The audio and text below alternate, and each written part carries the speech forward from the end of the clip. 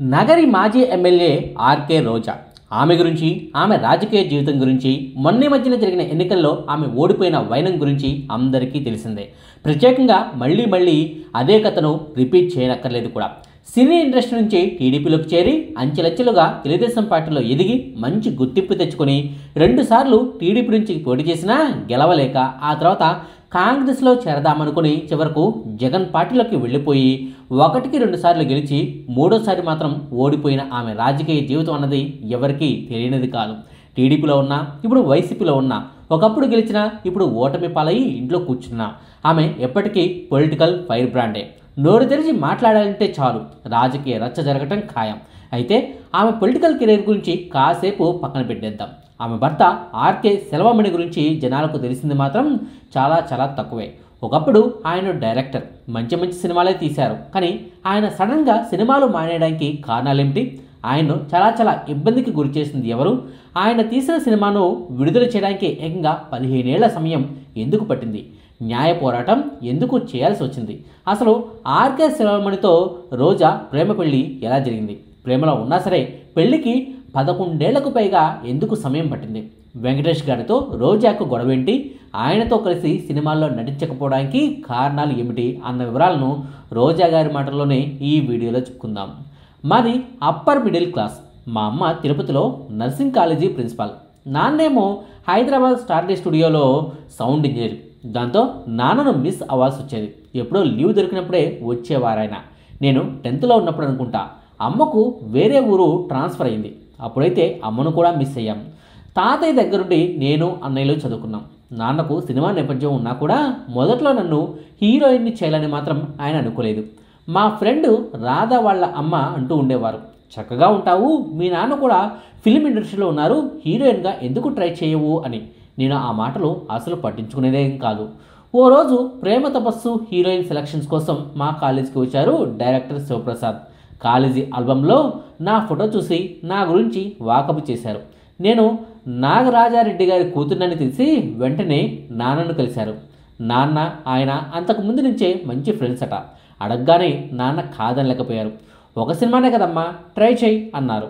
నాన్న మాట కాదనలేక ఆ సినిమాను ఒప్పుకున్నాను, చేశాను.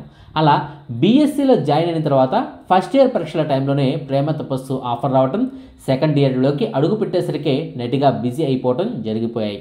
అసలు నా మొదటి సినిమాను నాకు ఇష్టం లేకుండానే చేశాను. ఎందుకంటే అందులో నాది ఓ పేదింటి పిల్ల పాత్ర. పొట్టిలంగా, చింపిరి జుట్టు, చాలా గ్లామరైజ్డ్ క్యారెక్టర్. నేనేమో అప్పట్లో బాగా ట్రెండీగా ఉండేదాన్ని. సో ఆ క్యారెక్టర్ చేయడానికి చాలా ఇబ్బంది పడిపోయాను. చెప్పకుండా పారిపోదామని అనిపించిన సందర్భాలు కూడా ఉన్నాయి. 1991 నేను తెలుగు సినీ ఇండస్ట్రీలోకి అడుగుపెడితే ఆ సినిమా పూర్తి కాకముందే తమిళ సినీ ఇండస్ట్రీ నుంచి కూడా ఛాన్సులు రావటం మొదలయ్యాయి. చామంతి అనే పేరుతో తమిళంలో ఓ సినిమా ఛాన్స్ వచ్చింది. దానికి ఆర్కే సెల్వమణి దర్శకుడు. అప్పటికే ఆయన దర్శకుడిగా 2 సినిమాలను పూర్తి చేశారు. ఇది 3వ సినిమా. చాలా కామ్గా ఉంటూనే తన పనిని తాను చేసుకునే దర్శకుడు అని ఆయనకు పేరుంది. కానీ ఆ సినిమా పూర్తయ్యేసరికి మా ఇద్దరి మధ్య ప్రేమ బంధం మొదలైంది. ఎలా మొదలైందో ఏంటో కూడా చెప్పలేని పరిస్థితి. సినిమా యూనిట్ అంతా కూడా షాక్. సెల్వమణి ఏంటి, ప్రేమలో పడటం ఏంటి అని అంతా అవాక్కయ్యారు కూడా. నిజానికి సెల్వమణి ఓ జెంటిల్మెన్. అసలు ఆయన నన్ను ప్రేమిస్తున్న విషయం నాకంటే కూడా ముందుగా మా ఇంట్లో వాళ్ళకి చెప్పారు. మీ అమ్మాయి నాకు బాగా నచ్చింది, పెళ్లి చేసుకుంటాను అంటూ మా ఇంట్లో వాళ్ళను ముందుగా సంప్రదించారు. అందరూ ఒప్పుకున్నారు కూడా. ఆ తర్వాత నా దగ్గరకు వచ్చి నిన్ను పెళ్లి చేసుకోవడానికి మీ ఇంట్లో వాళ్ళు ఒప్పుకున్నారంటూ వింతగా ప్రపోజల్ పెట్టారు. చాలామంది ప్రేమలో ఉంటే ఆ విషయాన్ని బయటకు తెలియనివ్వరు, దాచేస్తూ ఉంటారు. కానీ నేను అలా కాదు. మా ఇంట్లో ఫంక్షన్లకు ఆయన వచ్చేవాళ్ళు, వాళ్ళ ఇంట్లో ఫంక్షన్లకు మేము వెళ్ళేవాళ్ళం. సినీ ఇండస్ట్రీలో కూడా మా గురించి అందరికీ తెలిసాకనే ప్రవర్తించాము. ఎవరి దగ్గర దాచాల్సిన అవసరం లేదు అనిపించింది. కాకపోతే 1991 మా ఇద్దరి మధ్య ప్రేమ మొదలైతే మా పెళ్లి తిరగడానికి మాత్రం 11 ఏళ్లు పట్టింది. 2002 మా పెళ్లి జరిగింది. అందుకు కారణం కూడా నేనే. నా అప్పుల వల్లే నా పెళ్లిని వాయిదా వేయాల్సి వచ్చింది. 1994 వచ్చిన సమరం అనే సినిమా నన్ను, నా జీవితాన్ని మార్చేసింది, అప్పుల్లోకి నెట్టేసింది. నిజానికి 1991 మా మధ్య ప్రేమ మొదలైంది కదా. 1995 నేను సెల్వమణి పెళ్లి చేసుకోవాలనుకున్నాం. కానీ సమరం అనే సినిమా పుణ్యమా అని 2002 చేసుకోవాల్సి వచ్చింది. నన్నే నమ్ముకున్న మా అన్నయ్యలని సెటిల్ చేయాలనుకుని నేను నిర్మాతగా మారి వాళ్ళ కోసమే సమరం అనే సినిమా తీశాం. సెల్వమణి దర్శకుడు. ఆయన అప్పుడు మంచి పీక్లో ఉన్నారు. రిలీజ్కి ముందు ఆ సినిమాపై అంచనాలు ఆకాశమంత ఎత్తులో ఉన్నాయి. చిరంజీవి గారి ముగ్గురు మనగాళ్ళు, నాగార్జున గారి గోవింద గోవింద సినిమాలు కూడా అదే టైంలో విడుదలవుతున్నాయి. అందుకే శ్రీదేవి స్వయంగా నాకు ఫోన్ చేసి, రోజా ఎందుకు ఆ సినిమాలపై వేయడం పోస్ట్పోన్ చేసుకోవచ్చు కదా అని అడిగారు కూడా. కానీ నాకు ఆ సినిమా మీద విపరీతమైన నమ్మకం ఉంది. కానీ భారీ అంచనాల మధ్య విడుదలైన ఆ సినిమా ఊహించని పరాభవాన్ని చవిచూసింది. ఆర్థికంగా ఆ సినిమా వల్ల కలిగిన గాయం అనడానికి 7 ఏళ్లు పట్టింది.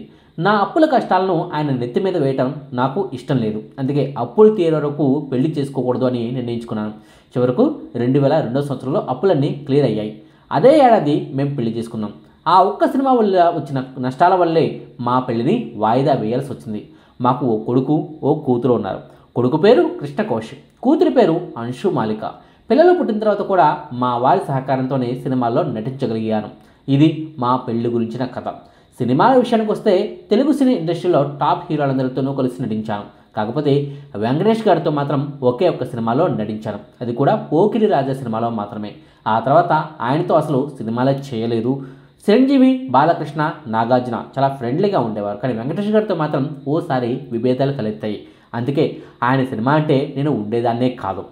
వెంకటేష్ గారితో సినిమా చేయడానికి మా వారు ఓసారి ఒప్పుకున్నారు. చిన్నరాయుడుకి ముందు మాట ఇది. వెంకటేష్, విజయశాంతి జంటగా సెల్వమణి దర్శకత్వంలో సినిమా ఓపెనింగ్ కూడా భారీగా జరిగింది. సిఎల్ నరసారెడ్డి గారు నిర్మాత అనుకుంటా, సరిగ్గా గుర్తులేదు. సెల్వ లొకేషన్లు చూసే పనిలో ఉన్నాడు. ఇంతలో తమిళంలో చిన్న గౌండర్ విడుదలవడం, దాని హక్కులు కొనేసి వాళ్ళు బి గోపాల్ గారితో వెళ్ళిపోవడం జరిగింది. సెల్వ చాలా బాధపడ్డాడు, అవమానంగా ఫీల్ అయ్యారు. ఆ తర్వాత కొన్నాళ్లకు వెంకటేష్ గారి పోకిరి రాజా సినిమా ఒప్పుకున్నా. నా క్యారెక్టర్ని కూడా షూట్ చేసేశారు. అయితే మళ్ళీ ఓ చిన్న సాంగ్ రీషూట్ చేయాలి, బెంగళూరుకు రమ్మంటే వెళ్ళారు. 3 రోజులు అక్కడే కూర్చోబెట్టారు. ఆ రోజు అక్టోబర్ 22వ తారీఖు, సెల్వ పుట్టినరోజు. సో నేను ఎట్టి పరిస్థితుల్లోనూ చెన్నైలో ఉండాలి. అప్పటికి ఇంకా మాకు పెళ్లి కాలేదు కూడా, ప్రేమలో ఉన్నాం. అందుకే ఆలోచించకుండా వెళ్ళిపోయాను. వెంకటేష్ గారు రమ్మంటున్నారని ఫోన్ చేశారు. నాకు సెల్వా కంటే సినిమాలు ఎక్కువ కాదని చెప్పేశాను. అప్పటి నుంచి వెంకటేష్ గారితో కొంత గ్యాప్. ఆయన సినిమాల్లో నేను ఉండేదాన్నే కాదు. నేను తమిళంలో కథానాయకుగా నటించిన పలు చిత్రాల తెలుగు రీమేక్స్లోనూ వెంకటేష్ గారే హీరో. కానీ హీరోయిన్ మాత్రం నా ప్లేస్లో వేరే వాళ్ళు ఉండేవాళ్ళు. నేను మామూలుగానే చాలా స్ట్రైట్ ఫార్వర్డ్. అందుకే ఏ సినిమా చేసినా కూడా ఎక్కడో ఒక చోట మాట పట్టింపులు వచ్చేవి. కానీ ఆత్మాభిమానాన్ని మాత్రం వదులుకునేదాన్ని కాదు. అందుకే కె రాఘవేంద్రరావు గారు కూడా నన్ను హీరోయిన్గా పెట్టుకునేవారు కాదు. ముగ్గురు మనగాళ్ళు సినిమా తీసుకున్నారంటే అది చిరంజీవి గారి ఒత్తిడి మీద జరిగింది. అన్నమయ్యలో కూడా మోహన్ బాబు గారి పక్కన ఫస్ట్ అనుకుంది నన్ను కాదు, వేరే హీరోయిన్ని. ఏం ఎవరిని పడితే వాళ్ళను మా పక్కన పెడతారా, రోజాని పిలవండి అని మోహన్ బాబు గారు అంటే తప్పనిసరి నన్ను పిలిపించారు. రాజకీయాల్లో ఫైర్ బ్రాండ్ అంటూ అందరూ ఇప్పుడు అంటూ ఉంటారు. కానీ నేను సినిమాల్లో ఉన్నప్పుడు కూడా ఫైర్ బ్రాండ్నే. తమిళ్లో అన్ని సినిమాలు చేసినా కూడా కమల్ హాసన్ పక్కన నేను చేయలేకపోవడానికి కారణం కూడా అదే. ఓ ఇంటర్వ్యూలో డైరెక్ట్గా అనేసా, ఆయన సినిమాల్లో ఏముంటుంది, హీరోయిన్లను ముద్దులు పెట్టుకోవడం తప్ప అని. అంతే, తమిళనాడు మొత్తం ఆ స్టేట్మెంట్ పెద్ద దుమారమే లేపింది. ఇక మీడియాలో అయితే నా గురించి కథనాలు వెలువడ్డాయి. అలాగే ఉళ్ళేపాళి టైంలో ఓ విలేకరు అడిగారు, రజనీకాంత్తో తొలిసారి చేసినారు కదా, మీ ఫీలింగ్ ఏంటి అని.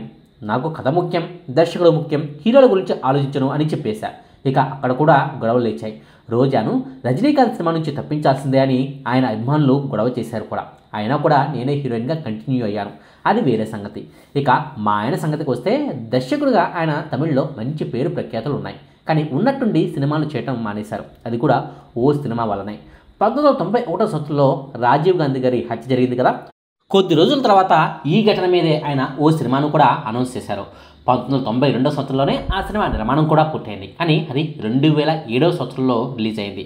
1 కాదు 2 కాదు 15 సంవత్సరాల పాటు ఆ సినిమాను విడుదల చేయడం కోసం సెలవుమణి న్యాయ పోరాటం చేయాల్సి వచ్చింది. ఆ సినిమా రిలీజ్ కాకుండా రాజకీయంగా చాలా అడ్డంకుల్ని సృష్టించారు. ఆ సినిమాలో రాజీవ్ గాంధీ హంతకులు ఏ విధంగా ఎస్కేప్ అయ్యారని ఆయన చూపించారో ఇన్వెస్టిగేషన్లో కూడా అదే తేలింది. అసలు అది ఇలా ఆయనకు ముందే ఎలా తెలుసంటూ అనుమానించారు. ఆయన్ను అరెస్ట్ చేయాలని పొలిటికల్గా చాలా ప్రెజర్ కూడా తెచ్చారు. మంచివారు కాబట్టి బయటపడగలిగారు.